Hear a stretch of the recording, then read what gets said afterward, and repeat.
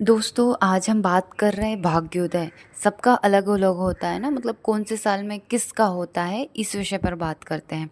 नमस्कार दोस्तों, मैं प्रज्ञा आपका हार्दिक स्वागत करती हूँ अपने प्रोग्राम में। दोस्तों ये मेरे व्हाट्सअप नंबर है, यदि किसी को भी कुंडली से रिलेटेड जानकारी चाहिए, कुंडली बनवाना हो तो आप इस पर संपर्क कर सकते हैं। इसके चार्जेस हैं।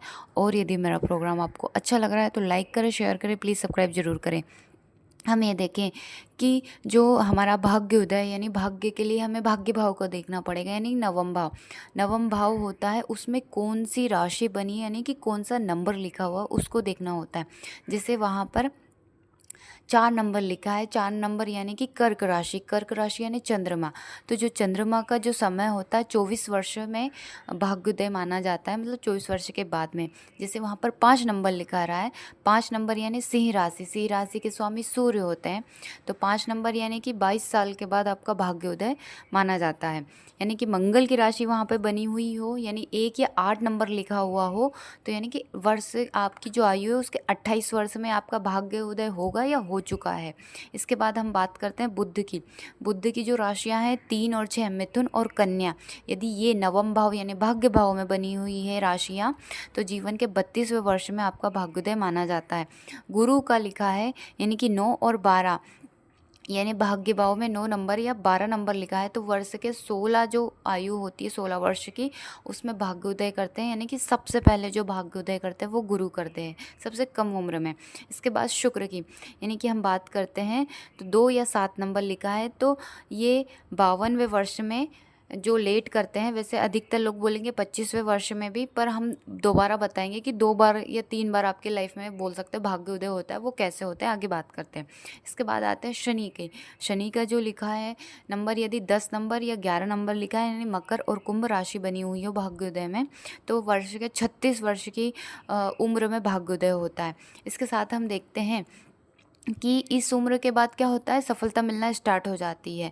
और राहु केतु भी भाग्योदय करते हैं, पर वो कैसे करते हैं, जो जिनको वो अपनी राशि मानते हैं, यानी कि कन्या राशि, और बोल सकते हैं जो बुध की राशि है उसे ही राहु अपनी राशि मानते हैं।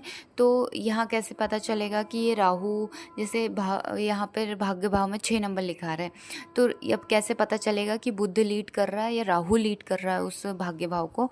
तो इन दोनों में ये देखना होता है कि सबसे ज़्यादा बली कौन सा ग्रह, राहु बली है या बुध बली है। बुध के ऊपर शुभ ग्रह की दृष्टि है या राहु के ऊपर शुभ ग्रह की ज़्यादा दृष्टि है, तो वो यहाँ देखना पड़ेगा। मतलब जो ज़्यादा बली होगा, मतलब भाग्योदय वो वाला ग्रह कर रहा होगा। यदि राहु कर रहा है तो फिर वो 42वें वर्ष में करेगा। इसके साथ ही यदि केतु हो, तो केतु है जो मीन राशि को अपनी राशि मानता है, उनकी कोई स्वतंत्र राशि नहीं है राहु केतु की।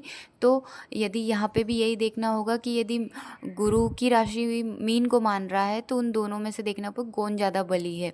केतु बली है तो वो वर्ष के 48 जो वर्ष है उसमें भाग्योदय करेगा।